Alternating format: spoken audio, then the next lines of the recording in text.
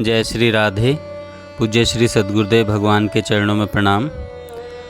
आज पूज्य श्री पंडित मदन मोहन जी मालवीय जी के द्वारा नाम स्मरण की क्या आवश्यकता है, नाम जप की क्या आवश्यकता है। आजकल नाम जप पर बहुत जोर दिया जाता है। आप सब लोग भी भगवान नाम के जप और कीर्तन में लगे हुए हैं, किंतु आप यह तो बतलाइए कि नाम जप क्यों करना चाहिए, इसमें क्या लाभ है। लोग कहते हैं भगवान का नाम लेने से पाप कटते हैं, परंतु इसमें युक्ति क्या है। आप में से कोई भी इसका उत्तर दे। असल में बात यह है कि हम जिस समय किसी वस्तु का नाम लेते हैं तो तत्काल हमें उसकी आकृति और गुण आदि का भी स्मरण हो जाता है। जब हम कसाई शब्द का उच्चारण करते हैं तो हमारे मानसिक नेत्रों के सामने एक ऐसे व्यक्ति का चित्र अंकित हो जाता है जिसकी लाल लाल आँखें हैं, काला शरीर है, हाथ में छुरा है और बड़ा क्रूर स्वभाव का है। वैश्या शब्द कहते ही हमारे हृदय पटल पर वैश्या की मूर्ति अंकित हो जाती है। इसी प्रकार जब हम भगवान का नाम लेते हैं तो सहसा हमारे चित्त में भगवान के दिव्य रूप और गुणों की स्मृति जागृत हो जाती है। भगवान नाम स्मरण से चित्त अनायास ही भगवदाकार हो जाता है। भगवदाकार चित्त में भला पाप ताप के लिए गुंजाइश कहाँ है। इसीलिए नाम स्मरण पाप नाश की अमोघ औषधि है। बिना जाने भगवान का नाम लेने से भी किस प्रकार पाप नष्ट हो जाते हैं, इसके विषय में श्रीमद् भागवत के 6 स्कंध में आया हुआ अजामिल का अद्भुत प्रसंग प्रख्यात है। मरते समय मुख से नारायण शब्द निकलते ही वहाँ विष्णु भगवान के पार्षद उपस्थित हो गए। उन्होंने तुरंत ही उसे यमदूतों के पास से छुड़ा लिया। जब यमदूतों ने उसके पापमय जीवन का वर्णन करते हुए उसे यमदंड का पात्र बतलाया तो भगवान के पार्षदों ने उनके कथन का विरोध करते हुए कहा, इसने तो अपने करोड़ों जन्मों के पापों का प्रायश्चित कर दिया, क्योंकि इस समय इसने विवश होकर भगवान का मंगलमय नाम उच्चारण किया है।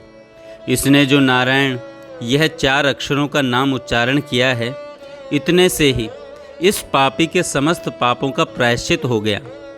समस्त पापियों के लिए भगवान विष्णु का नाम लेना ही सबसे अच्छा प्रायश्चित है, क्योंकि ऐसा करने से भगवद विषयक बुद्धि होती है।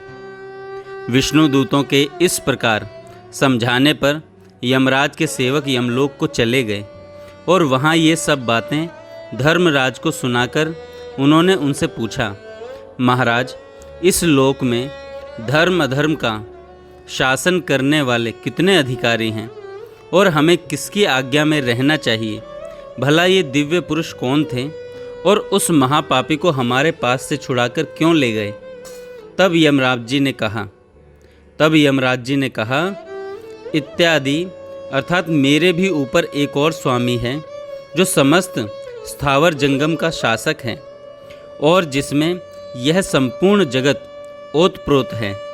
उन सर्वतंत्र स्वतंत्र श्री हरि के दूत जो उन्हीं के समान रूप और गुण वाले हैं, लोक में विचरते रहते हैं और श्री हरि के भक्तों को उनके शत्रु और मृत्यु आदि सब प्रकार की आपत्तियों से बचाते रहते हैं। संसार में मनुष्य का सबसे बड़ा धर्म यही है कि वह नाम जप आदि के द्वारा भगवान के चरणों में भक्ति करे। देखो, यह भगवान नाम उच्चारण का ही महात्म्य है कि अजामिल जैसा पापी भी मृत्यु के पास से मुक्त हो गया। महाभारत के अनुशासन पर्व के विष्णु सहस्त्रनाम प्रसंग में पितामह भीष्म ने भगवान के सहस्त्र नामों के पाठ को ही सर्वश्रेष्ठ बतलाकर यह कहा कि भगवान ही सबसे अधिक पूजनीय देव हैं और भगवान नाम स्मरण ही सबसे बड़ा धर्म और तप है।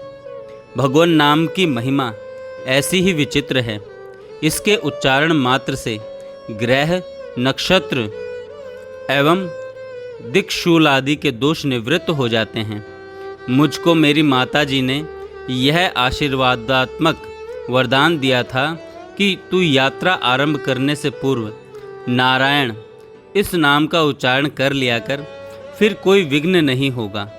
माता जी के इस आशीर्वाद से मुझे इसका प्रत्यक्ष अनुभव है।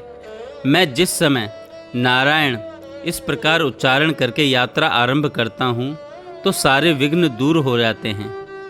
यही बात श्रीमद् भागवत के नारायण कवच नामक प्रसिद्ध स्तोत्र में भी बतलाई गई है। यह स्तोत्र भी भागवत के 6 स्कंद में ही है।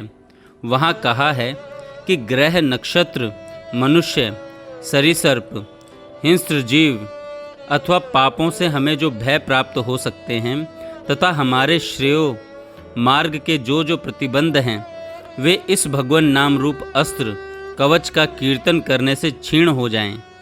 नाम लेने से मनुष्य के सारे पाप उसी प्रकार कट जाते हैं जैसे दूध डालने से चीनी का मैल कट जाता है। नाम का प्रभाव हमारे चित्त को सर्वथा व्याप्त कर लेता है। जिस प्रकार जल में तेल की बूंद डालने पर भी वह सारे जल के ऊपर फैलकर उसे ढक लेती है, उसी प्रकार अर्थानुसंधान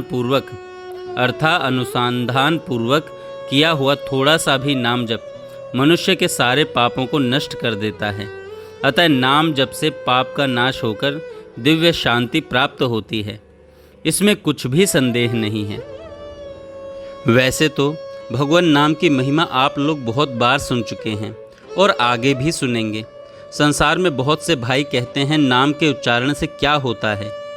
भगवान के नाम को भूलकर भी एक बार लेने से मनुष्य संसार सागर से तर जाता है, ऐसा वेद पुराण कहते हैं।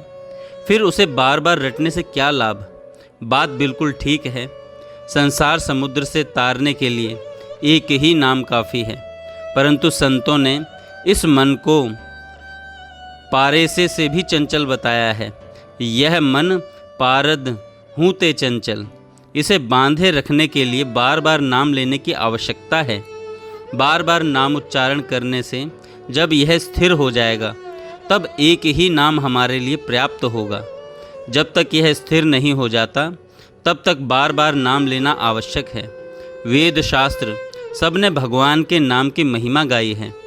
शुक्ल यजुर्वेद का नमस्ते रुद्र मन्यव, यह सारा का सारा अध्याय नाम की महिमा से भरा है। पुराणों में तो स्थान स्थान पर नाम की महिमा का उल्लेख मिलता है। मनुस्मृति पर कुल्लुक भट्ट की टीका है, उसमें तप का स्वरूप इस प्रकार वर्णित है कि ब्रह्मचर्य, जप, होम, समय पर शुद्ध एवं अल्प भोजन करना तथा राग, द्वेष एवं लोभ से रहित होना, इसी को ब्रह्मा जी ने तप कहा है। इसी तप का साधन करने से आप लोग नाम की महिमा को जान गए हैं। मैंने प्रारंभ में कहा था कि कुछ लोग यह शंका करते हैं कि भगवान का नाम बार बार लेने से क्या लाभ है। इसका उत्तर मैं पहले दे चुका हूँ, फिर भी इस संबंध में कुछ कहते हैं। बात यह है कि रात दिन 24 घंटों में हमारा जो कुछ है सब उन्हीं की कृपा से है, उनके बिना हमारा कुछ भी नहीं है। गोस्वामी श्री तुलसीदास जी ने विनय पत्रिका में कहा है कि प्रभु तुम बहुत अनुग्रह कीनो, साधन धाम विबुध दुर्लभ तन, मोहे कृपा कर दीनो, कोटिन मुख कही जात न प्रभु के, एक एक उपकार, तद्यपि नाथ कछु और मांगी हो, दीजो परम उदार। तुलसीदास जी कहते हैं, हे प्रभु आपने इस दास पर यह बड़ा अनुग्रह किया जो इसे देवताओं को भी दुर्लभ यह मनुष्य देह दिया। हमारे यदि करोड़ों मुख हों तो भी हम भगवान के उपकारों का वर्णन नहीं कर सकते। फिर भी मनुष्य इतना मूर्ख है कि ऐसे परम दयालु प्रभु को भी वह क्षण मात्र भी नहीं भजता। इस मन को 23.5 घंटे मनमानी तौर पर उछल कूद करने दो। कम से कम आधा घंटा तो इसे बांध कर रखो। जिस समय तुम भगवान के सहस्त्र नाम का पाठ करोगे, कम से कम उस समय तो तुम्हें और बातों का ध्यान नहीं आएगा, भगवान का ही ध्यान आएगा। तेज बुखार की हालत में जब तक हमारे सिर में बर्फ़ की ठंडी पट्टी बंधी रहेगी तब तक हमें सुख और शांति मिलती रहेगी। ज्यों ही हमने उस पर बर्फ़ रखना छोड़ा कि फिर से दाह शुरू हो जाएगा। इसी प्रकार जितने क्षणों तक हम भगवान के मंगलमय नाम की आवृत्ति करते रहेंगे, तब तक हमें अपार शांति और आनंद मिलता रहेगा। हमारा मन पाप और दोषों से बचा रहेगा। इसलिए कम से कम दिन में 2 बार 10-10, 15-15 मिनट तक भी यदि हम नाम स्मरण का अभ्यास करेंगे तो उससे हमें मन को निग्रहित करने में बड़ी सहायता मिलेगी। मैं जिस समय विष्णु सहस्त्रनाम का पाठ करता हूँ, उस समय मेरी वृत्तियाँ सब ओर से खींचकर भगवान में लग जाती हैं। मनुष्य भगवान के स्मरण मात्र से निर्भय हो जाता है। दुर्गा सप्तशती में कहा है कि दुर्गे रक्षा करो। यह कहते ही मन में शक्ति आ जाती है, धर्म में प्रवृत्ति होती है। इसलिए हम सबको चाहिए कि भगवान के नाम का नित्य नियम पूर्वक जप करें। जप किस प्रकार होना चाहिए, इसका आदर्श आप लोग संसार के सामने रख रहे हैं। ऐसे श्री तुलसीदास जी महाराज ने कहा, पै आहार फल खाई जपू, राम नाम षटमास, सकल सुमंगल सिद्धि सब, करतल तुलसीदास। आप लोग वही कर रहे हैं। राग द्वेष लोभ को छोड़कर, जीव के चटोरेपन को त्याग कर तपस्या करने से और साथ ही साथ भगवान के नाम जप करने से किस पापी का पाप नहीं छूटेगा और किस पुण्यात्मा का पुण्य नहीं बढ़ेगा। अतः यथा लाभ संतुष्ट रहकर साधक लोग फिर इस यज्ञ में शामिल हों, यही मेरी आकांक्षा है। जय श्री राधे। जय श्री राधे। पूज्य श्री सद्गुरुदेव भगवान। जय श्री राधे।